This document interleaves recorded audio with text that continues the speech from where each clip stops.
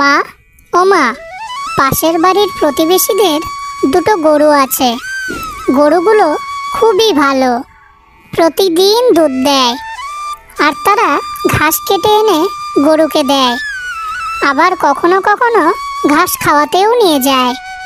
তো বলছি কি মা, আমাদের একটা গরু নাও না, ওই গরুকে আমি প্রতিদিন ঘাস খাওয়াতে নিয়ে যাব। আর ওই গরু দুধ দেবে, ওই দুধ আমি তুমি খাবো। ঠিক আছে মা, তুই যখন বলছিস তাহলে তোকে হাট থেকে একটা সুন্দর দেখে গরু কিনে এনে দেব, কেমন? তখন মিনা তার মাকে বলে, আচ্ছা মা, তুমি কত ভালো, আমার কথা রাখলে তুমি, আমার ইচ্ছাও পূরণ করলে। তাহলে মা, আমরা কালই হাটে যাব আমাদের গাভী কিনতে। পরের দিন সকালে। পরের দিন মিনা এবং তার মা মিলে হাটে যায় গাভী কিনতে।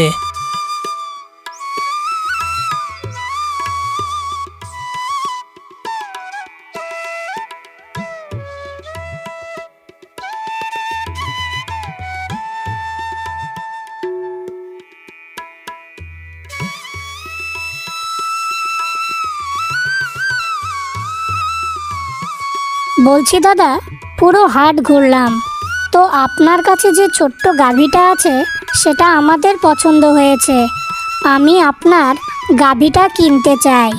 তখন গাভীর মালিকটি বলে, ঠিক আছে দিদি, আমার গাভী খুবই ভালো, আপনাদের কথা শুনবে, বড় হয়ে ভালো দুধও দেবে, আপনি কিনে নিয়ে যান। এরপর মিনা এবং মিনার মা গাভীকে কিনে নিয়ে তাদের বাড়ি নিয়ে আসে।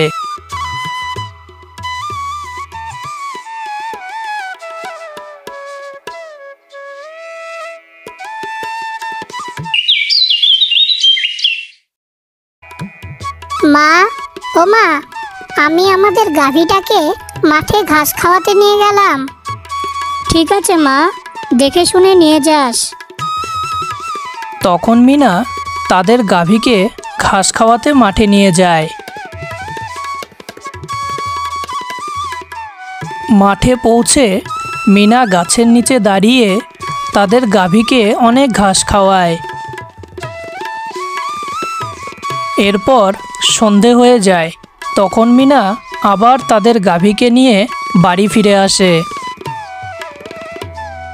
এইভাবে কিছুদিন কাটার পর, মা, দেখো আমাদের গাভীটা দেখতে দেখতে কত বড় হয়ে গেল, কত ছোট্ট এনেছিলাম আমাদের গাভীটাকে।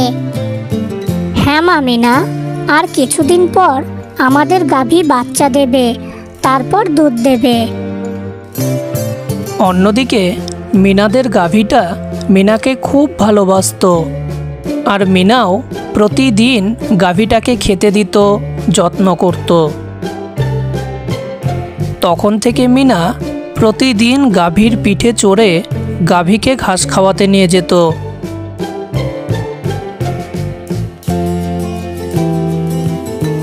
মাঠে গিয়ে মিনা গাভীকে অনেক ঘাস খাওয়াতো, তারপর আবার সন্ধে হলে আবার পিঠে চড়ে গাভীকে বাড়ি নিয়ে আসতো।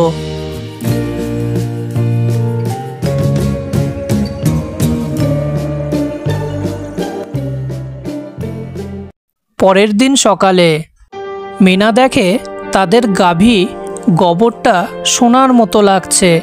তখন মিনা কাছে গিয়ে দেখে, মা, ও মা, এসে দেখো আমাদের গাভী সোনার গোবর দিয়েছে। এসে দেখো মা, গাভী কত সোনার গোবর দিয়েছে। ঠিক তখনই মিনার মা সাথে সাথে সেখানে এসে হাজির হয়। ও মা, তাই তো মিনা, আমাদের গাভী তো সোনার গোবর দিয়েছে, তার মানে আমাদের এটা কি সোনার গোবর দেওয়া গাভী? তাহলে তো মিনা, এই গাভীর গোবর অনেক দামি। মিনা এবং মিনার মায়ের কথা শুনে গাভীটা কিছুক্ষণের মধ্যেই কথা বলে ওঠে। হ্যাঁ গো মা, আমি হলাম তোমাদের সোনার গোবর দেওয়া গাভী। আমি এই শক্তি ছোট্টবেলা থেকে পেয়েছি, কিন্তু আমি যে বাড়িতে জন্মেছিলাম সেই বাড়ির লোক খুবই খারাপ মনের ছিল। আমাদের আর আমার মাকে ঠিকমতো খেতে দিত না। আমার মায়ের থেকে শুধু তারা দুধ নিত, কিন্তু ভালোভাবে কিছুই খেতে দিত না। ওই জন্য আমার মা মারা যায়। তারপর আমি তোমাদের বাড়ি আসি। তোমরা আমায় এত যত্ন দিয়ে বড় করেছো যা বলার নয়। তাই আমি এখন থেকে তোমাদের সোনার গবরই দেব। বন্ধুরা, গল্পটি ভালো লাগলে ভিডিওটিকে একটি লাইক করে দিয়ে উজ্জ্বল টুনস টিভির পাশেই থেকো।